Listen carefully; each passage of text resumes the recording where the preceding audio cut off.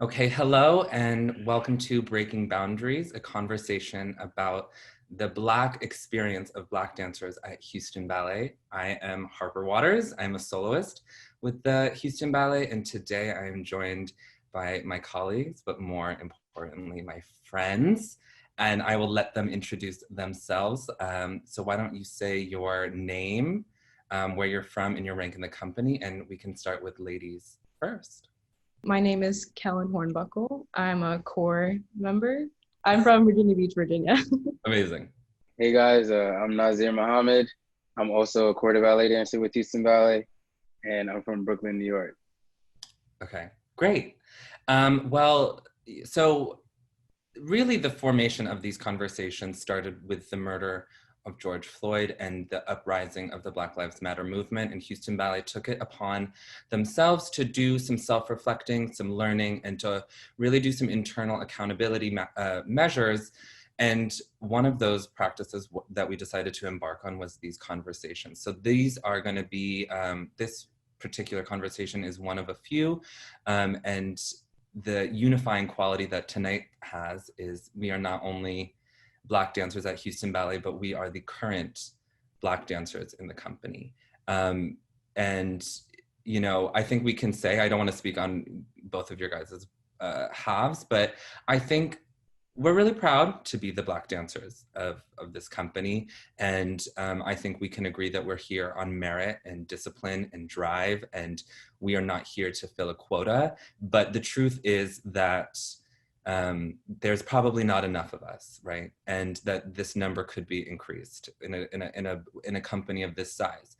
But there also has to be said that you can't just snap your fingers and have dancers of this caliber. You know, at this professional level, it becomes less about how do you do a tendu and more about what are you trying to say with that tendu, right? There's a level of professionalism we have to have. Right. So I say that to say that the level of expectation, we're not teaching ballet, right? We're trying to enhance it. And I think our experiences prove that there's probably a lot of other stories that are similar to ours, but what is it that's holding those people and those students and those dancers back? And how do we make dance more accessible? So tonight is going to be about hearing how we started in dance, how we are currently dancing and taking on our careers, and then what we look for the future of dance at Houston Ballet, being a Black dancer. So I will start maybe by hearing from Kellen about your experience. Maybe just how did you get started in dance and what was that like for you? Yeah, in dance in general or Houston Ballet specifically? Let's start with just how did little Kellen get into a dance studio? So my mom actually danced professionally before she went to medical school to become a doctor. And I was a very sassy child. So because of that, my parents decided I needed some discipline, and my mom was like, put her in ballet. And then since then, I just never really stopped. And I was 3 years old when I started. Yeah, it's like sometimes I feel like dance is less about the dance aspect and just about getting your energy out. Yeah. And it's like, how can I calm this child down? Yep. And get them some energy out? And I think what I'm in the similar sense, and one, the sassiness, and two, I was put in because I had a lot of energy, but it was because my parents understood that what arts could do and that there was a certain outlet and benefit to being in the arts. Naazir, do you have a story of how you got into a dance studio?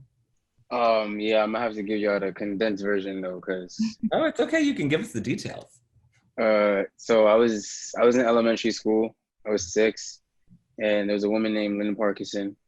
She was doing a educational outreach program called the Brooklyn Ballet Elevate program, and they were trying to get expose us to the arts, you know, the urban kids as she called it. Mm-hmm. So aka the ghetto. So that's how I first saw ballet. I didn't like it at first. I thought it was, you know, kind of girly. We only had female teachers. I didn't see a man doing it, you know.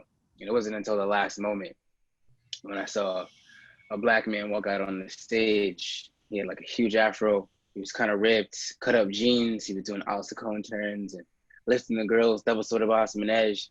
And that was the first time I was like, this is kind of cool, and I kind of want to try this. Yeah. But it took that visual for me to be like, oh, I can do this. So that's how I first got into ballet. My parents didn't know.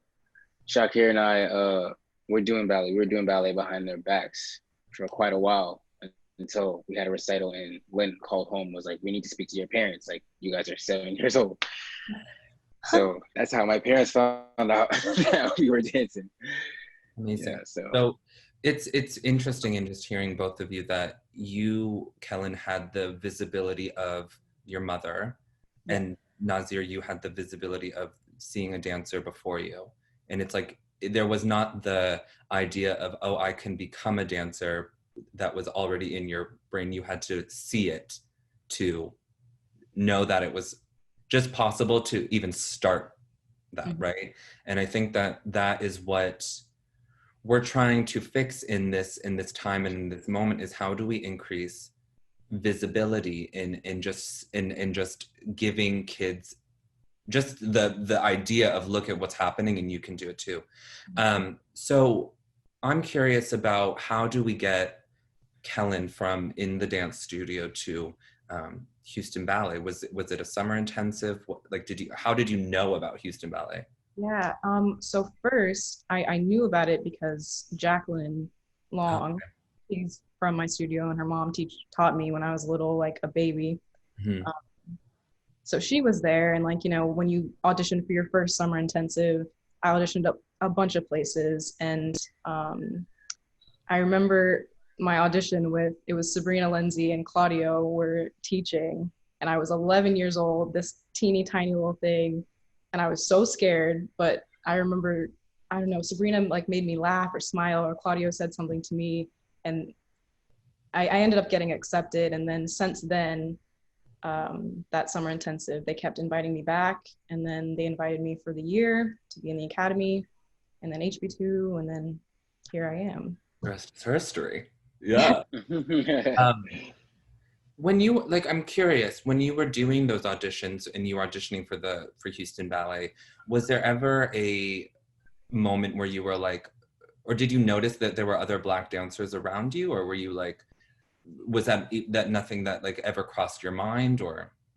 Well, so I had only auditioned when I was 11 in that first audition, and then they had kept inviting me back. But I remember in all of the auditions I had done that year, I remember looking around, and every single audition except for the one I did for Alvin Ailey, I was the only Black girl. And I was kind of like, it made me uncomfortable, but then I knew that it's good to stand out in an audition. Like, that's what the whole point of auditioning, like, you want to stand out. So I'm like, oh, well, I stand out, so. Yeah, and I'll say that, to anyone who doesn't maybe know, Alvin Ailey American Dance Theater is a African-American dance company that is specifically modern, contemporary, not classical ballet. So, and I mean, majority of their dancers are Black or BIPOC, and with an emphasis on being a Black dancer. So it's not uncommon. I think we all can understand and have been there in that Alvin Ailey is pushed on us, or is in an audition, you wouldn't be surprised to see Black dancers. But, that I think does something to your mentality, and it did something to mine, because I have a similar experience where it's like, where you see yourself is where you kind of understand, oh, that's where I have to go. Yep. And it's like not directly being told to you, but if you see a lot of people who look like you, and then you see something else that there's not a lot of people, you're like, oh, I have to go there. Not because of talent, not because of income or whatever, but because of the color of your skin. It starts to play into your perception of what you think what you can do. Naazir, where did you get to learn about Houston Ballet? I was 18. I was in a studio company. I was finishing my last year. Our colleague Sam he was doing the Houston Ballet audition. Mhm. And I wasn't planning on auditioning. I was gonna just do another year in New York, see if I could take my chances with ABT. But he was like, yo man, just like come with me. Like I don't wanna go alone. Like just do it. So that's how I ended up auditioning for Houston Ballet originally. Mhm. So the auditions were at the Ailey Studios. That's funny. And you know, we did the audition and I didn't check HB2. I wanted to join the company because I had already done a second company year and I was like, I just kind of want to start my career. Mhm. But Shakir had convinced me. He was like, man, just check it just in case. So I was like, all right, whatever. And I did. And then a few weeks later, they emailed me and they were like, we want you to join Houston Ballet too. So I was like, you know, I'm still young. Like I have time to like grow. This would be a good opportunity. And that's when I started like really doing research on the Mhm. company and like who was there, what was going on there. And the one thing that made me really was like, I was like, okay, I need to go here was the rep, first of all, was amazing. And, you know, the promotions on YouTube were phenomenal. Mhm. But I thought the men here had great partnering skills. And that was something that I wanted to, you know, perfect or master within my dancing. Yeah. So that was a big drawing factor for me. Mhm. No, it's so true that because I came here because of Joe Walsh. So, you know, having that kind of not in, but just who you know at the school was the reason why I came down here. And I remember the first summer intensive, I was like, oh, these are these are male dancers, or like, oh, this is what a company is like, and you have no idea really. It's like you want to be a dancer, you train and because you know you love it and you want to do it, but at that age when you're just starting out, you have no idea what it is to be a professional dancer. You know, it's like the hours, the mentality, the everything. It's like a real culture shock, and so it's important at that age, I think. Well, I know, you know, to make sure that your confidence is where it should be and where you feel like you can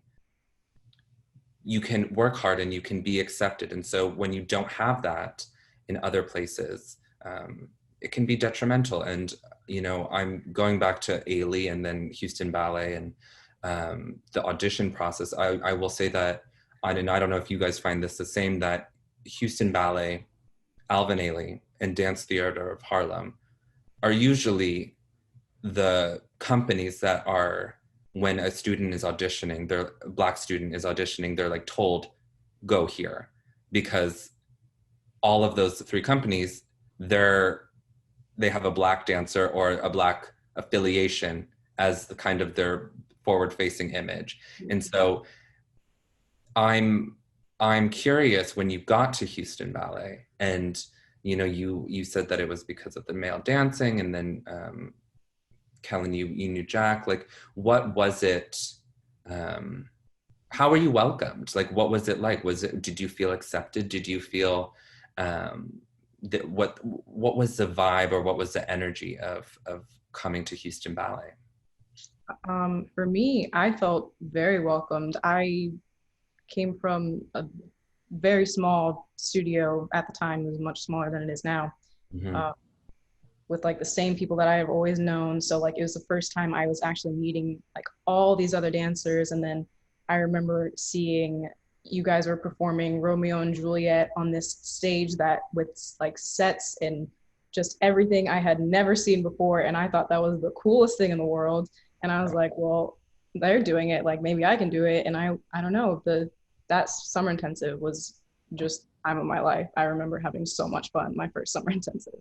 Yeah, so I mean, I'm in the similar way in that I didn't really identify so much race and being Black when I first got there. Yeah. And I'm curious if that has anything to do with the company's legacy, you know, of Carlos and Lauren, and, you know, just the environment of that preceding us. You know, this series is called Breaking Boundaries, and it's clear that Houston Ballet broke boundaries before a lot of other companies did. So I'm similar in that same sense. Naazir, what was your welcome situation like? Did you? Well, when I first came here, I like you, I wasn't really thinking about, oh, I'm a black dancer, because I kind of had that culture shock when I transitioned from Brooklyn Ballet into the JKO school. I didn't really feel like the culture shock thing for like race related when I came to Houston. It was more of a city thing. I was Mm, used to everything being fast paced, and like here in Houston, it was like very slow compared to what I was used to. But mhm. I had already, done the racial culture shock coming from Brooklyn Ballet School, being around black people all the time to like not being around them ever until I went back to my neighborhood, so, and that was really difficult for me, even if I didn't realize it, it wasn't a conscious Hmm. thought. It was more like a subconscious thing for me as a kid, being 12, and Yes. all these kids are from, well off upper class families. I grew up in the ghetto with, very little money, hardworking parents who did everything to give me what I have now. And I feel like those kids just didn't understand the life that, Shakir and I were coming from, or I was coming from. Yeah. But when I came here, I was an adult, and I had already, been like, okay, Naazir, like, try not to think about, your race too much, and just work hard, and like, it'll happen for you. Mm. So I didn't really think race played too much of a big role here, but obviously I knew of Carlos and Lauren before I came here, and in a Yeah. way that did make me feel more comfortable Hmm. being here and joining the company, feeling like I had more of a chance to be a star. Yeah.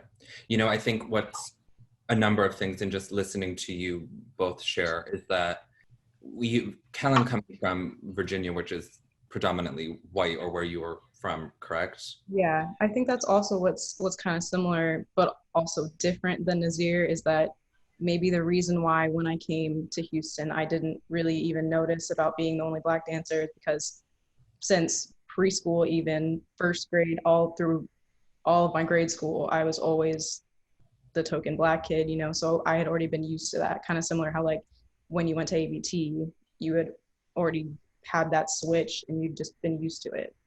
Yeah. It's this, we as Black dancers, what we go through is we as the minority or the lack of visibility, or you, Naazir, being surrounded by the Black dancers and then having to adapt and switch into a completely white culture, is that we automatically understand that as, okay, that's what we have to do. And that's just the way it works. Mm-hmm. And it's like when you step into a place and you're not thinking about race, sometimes you should think about race.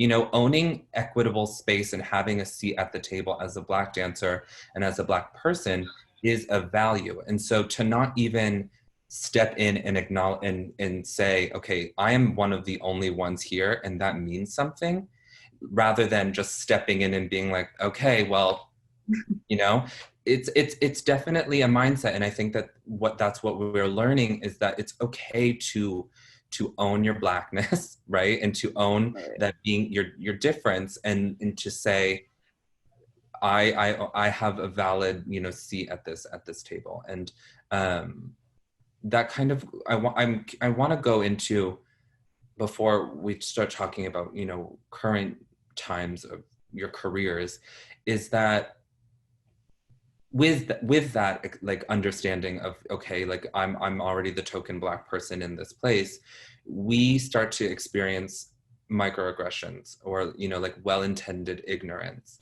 our way of, whether it has to be our hair or the type The of worst.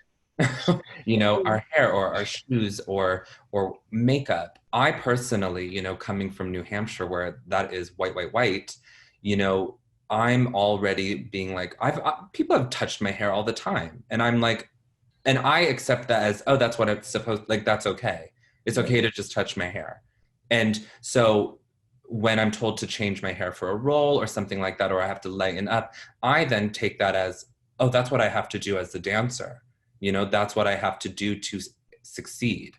And identifying microaggressions and this like well-intended ignorance, I think, is something that not just has to be fixed in the ballet world, but everywhere. So I'm curious what things, if you've, and this is not on my list of questions I sent before, so I apologize, but if there's one or too, or if you can take a moment to think if you've experienced something where at the time you were like, oh yeah, that's like a critique on me that I have to do. But now looking back, you're like, hold up.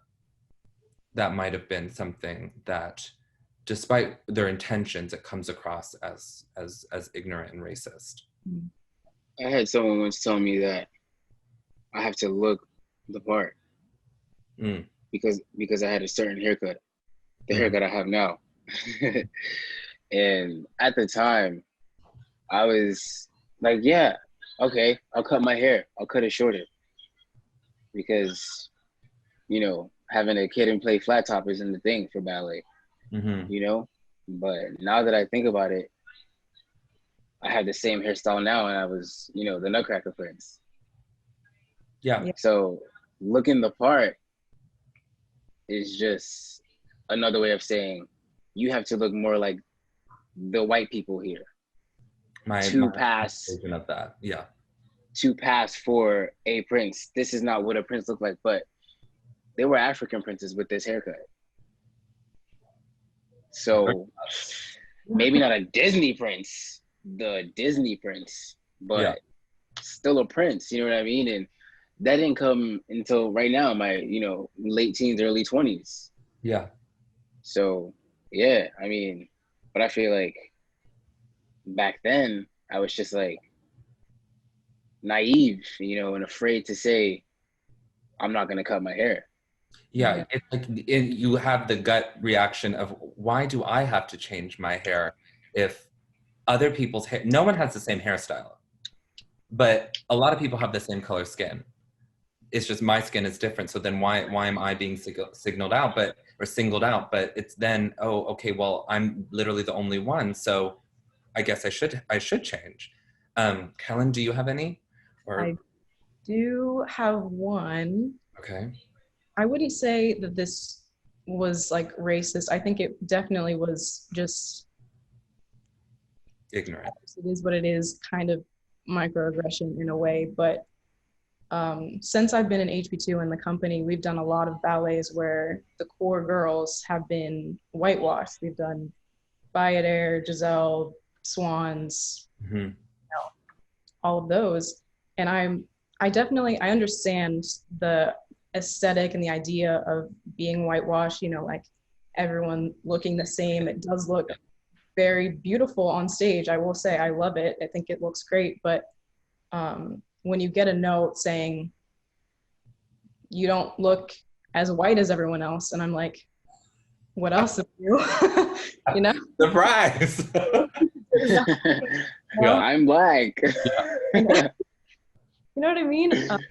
But and I'm not like a difficult person. Like I would put layers of that stuff on. And I remember like having my own mini breakdowns in the dressing room, looking around, like I could not get my whitewash as white as everyone else is. And I was just like, there's nothing I can do. Yeah. But like whitewashing doesn't bother me because I get the purpose, you know, how it looks. But I also think if I could go out on stage and look like me and it looked just as beautiful, I think that would be cool too. Exactly. Yeah. And you know, it's really a mindset, I feel like, and one that I do feel like, and I know because over the past months, you know, although we haven't been working, I've been working with the, you know, DEI behind the scenes, really kind of trying to make some changes, and it is coming up in these conversations, you know, what do ballets look like, how do we do it? And it's just changing the mindset of, well, okay, Kellen doesn't look as white, what can we do to fix that? You know, what other paint, what other products can we do, you know, that adapt to her skin? Is it a color thing? You know, like I talked to makeup, they were actually so helpful because did my breakdown and then telling me that I was streaky because the contrast, you can see the like layers and it just didn't look as good as everyone else's. They were actually very helpful to try to help me find a different shade and all that, but it's never gonna be the same. Yeah.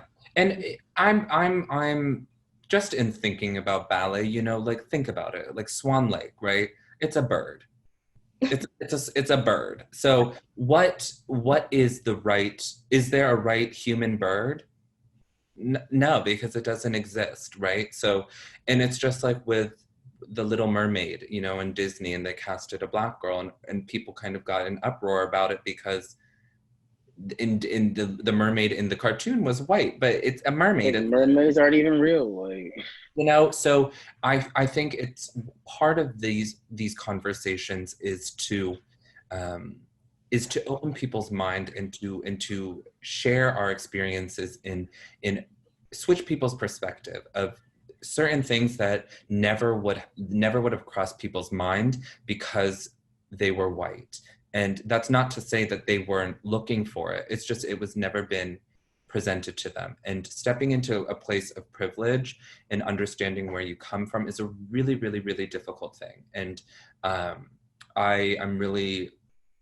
appreciative of, you know, the conversations and people, the work that's being done in our organization to address that. And so, you know, that's, I guess, a good segue into with whitewashing. I'm curious, what are some changes that you would like to see, you know, as we move forward? And I know that unfortunately this current pandemic is preventing us from dancing like we normally would, but you know, in a ideal situation, I guess, when we return, what are some things that you'd like to see as Black dancers? I would like to see, you know, just,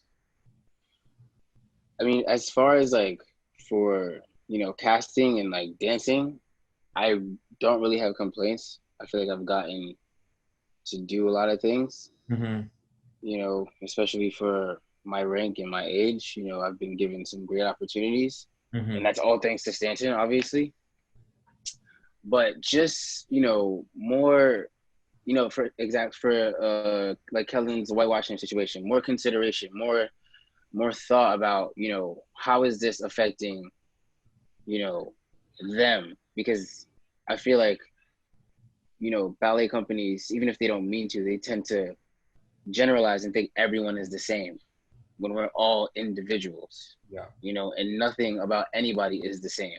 There might be similarities, but we're all unique and different, you know. And I think that if we can get to a place where it's, you know, more compassion, more empathy, Yeah. you know, more consideration for these things, you know, like being different, looking different. And this isn't just for Black people, obviously, this is for all people of color. Yeah. You know, just the insensitive remarks sometimes that I hear in the studio, which people may not realize that they're insensitive, you know, but I feel like we need to, you know, call it out and say, hey, that's not okay. Great. You know, this might make this person uncomfortable, whether they say so or not. Mm-hmm. So I think that I would like to see that change. Kellen? I mean, I feel like you kind of brought up a lot of good points. I feel like I agree with. I think part of the problem, though, that I feel like I still struggle with is if someone will say something that they won't know is offensive, like they'll have no idea, they won't even think about it, but like my insecurities and like Mm-hmm. just always like hearing these microaggressions, they like stick with you. So sometimes when you hear them when you're older, they kind of hit you a little harder because you're just kind of like sick of hearing these things. Yeah. So like I feel like I definitely need to get better with like my insecurities about like my hair and like all that other stuff. Like comparing myself to the other core dancers. Mm-hmm.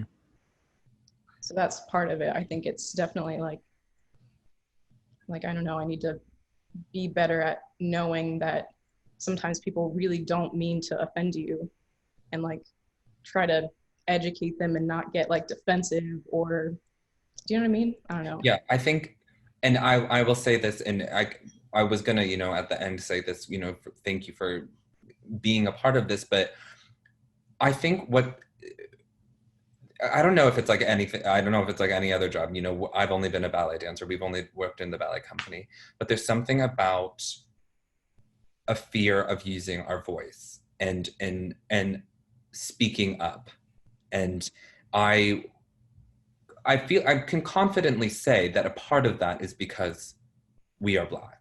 And that has been, we have seen it in the media, we have seen it in the news, we have seen it portrayed to us in movies, in that being a Black person, what that means. And, you know, in hearing you say that something you want to fix is something you have to do, I mean, that breaks me, because I'm like, they need to fix it, you know?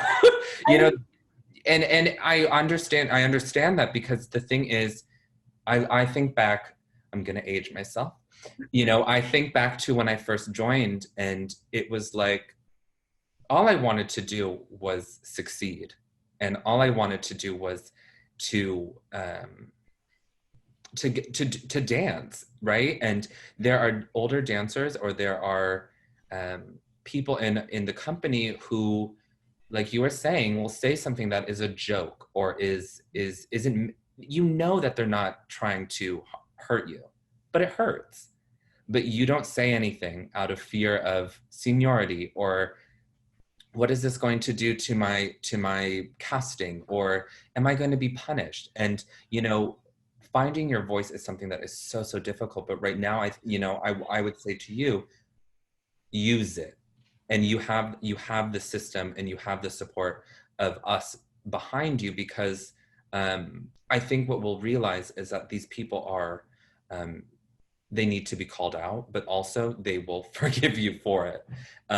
And it's part of this combined collective learning that we're all having to do in moving forward for the better. Because I think we could all kind of share some stories that are maybe aggressive or sensitive, but for the betterment of the company and what we need for the future of dance, we come together as one, right? And we're like, okay, let's do this together. Let's learn together. Let's not be abrasive. Let's not be aggressive. And let's do this together. Let's do the work together. But I want you to know that it's okay to say that you don't have to change anything, and you want other people to fix some things, because it's true. It's very true. Honestly, that's how I feel. Like, a lot of the times, you know, I remember when I was a kid, and I was a bit more impulsive, and I didn't think too much about what I said. I would just be like, yo, shut up, bro, don't say that to me. Mm-hmm. And it got me in trouble.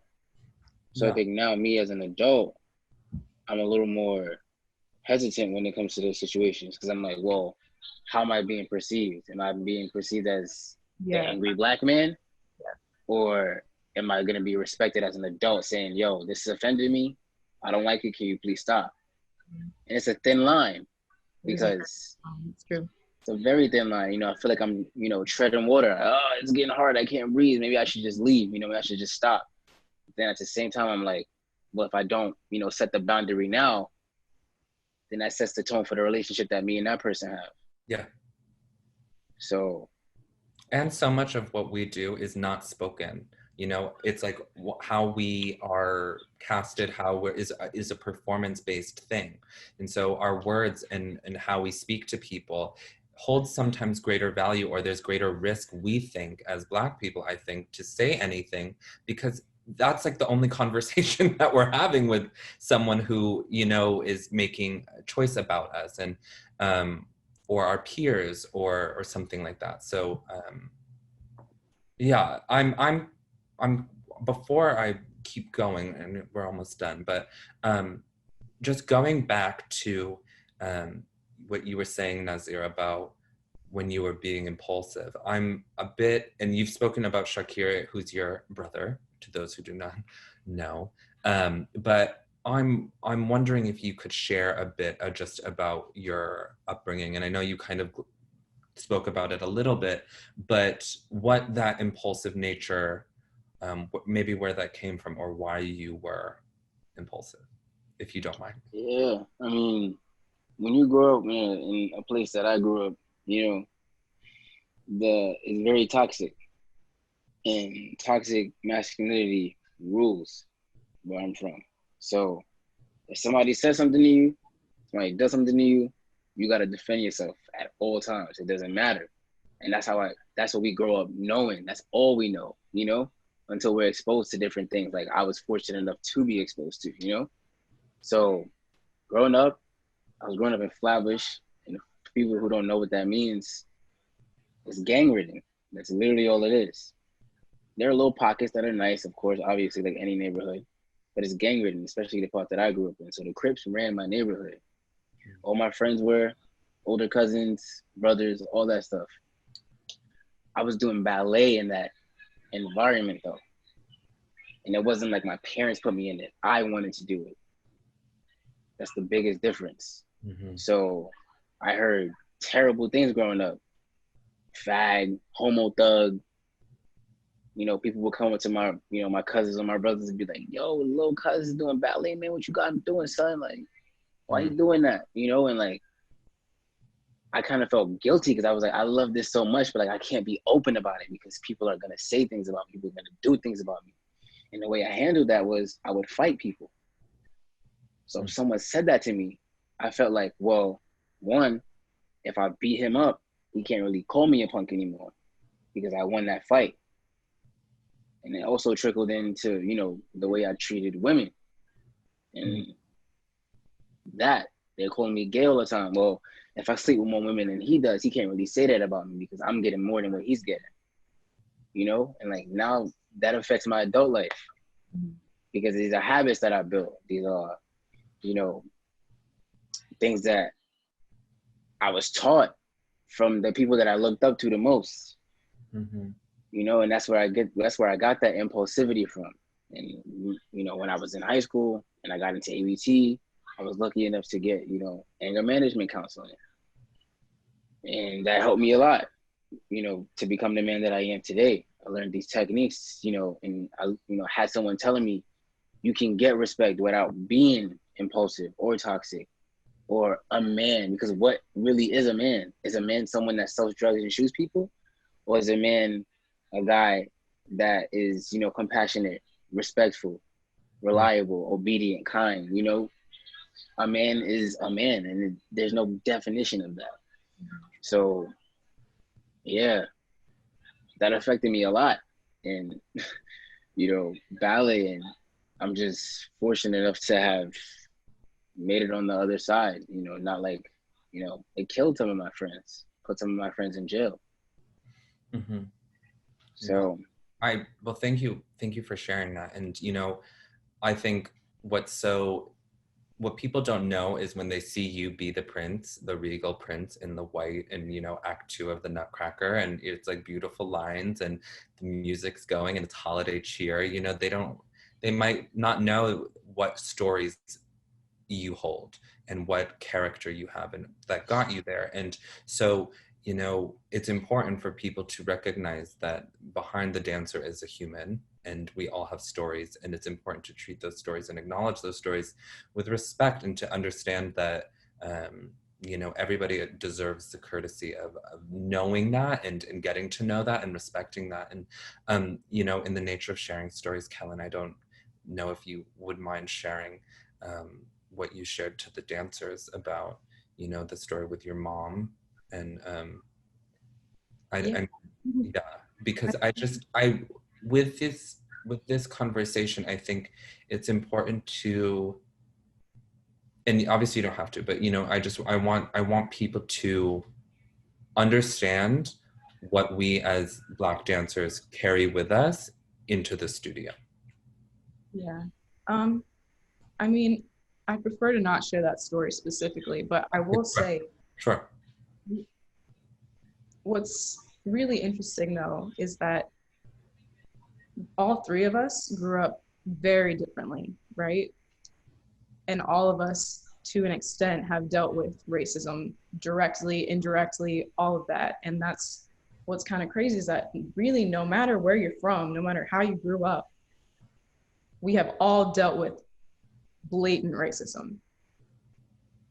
I personally dealt with a lot more of it when I was back in Virginia, where I'd spent most of my life, and I didn't even realize how bad it was until I came here and I was treated so much better. Mhm. It's like, oh, that wasn't cool, but that's all I knew.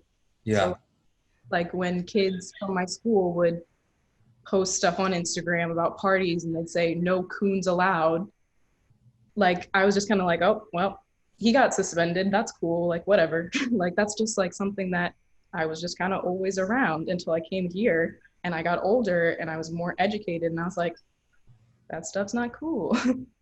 Yeah. Wow. Oh my God.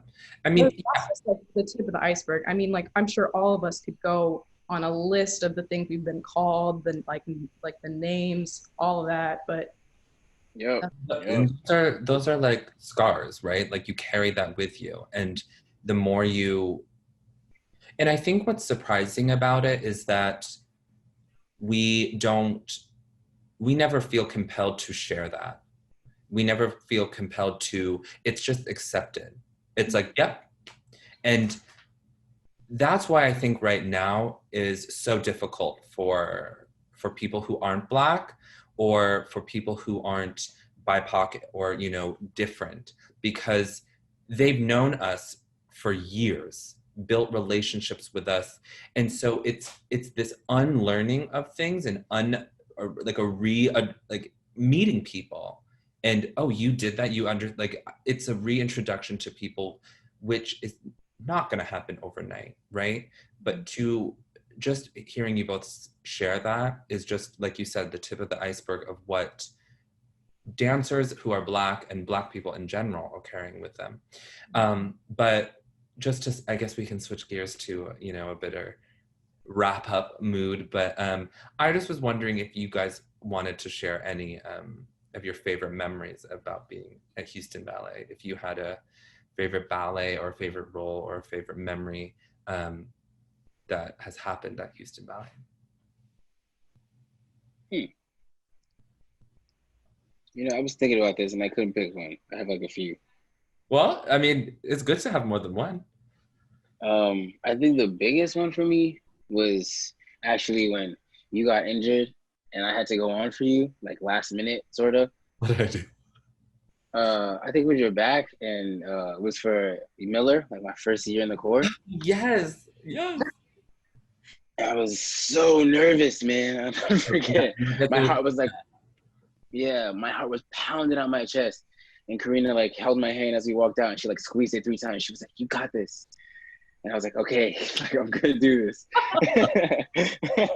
And then after it was over, just like hearing the audience like clap and scream and roar for that. And I was like, yo, like I'm 20. Like I just did that with like a veteran. That was crazy.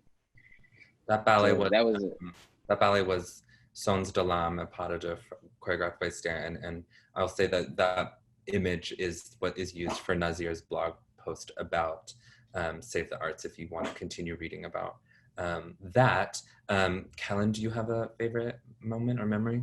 I do, but also I want to say I remember I must have been no, I was in the audience watching that, and I remember being so proud of you because we had gone through the academy and like we had done the summer intensive. Like I was already there when he first came, him and his brother, and I remember watching you. I was like, yes,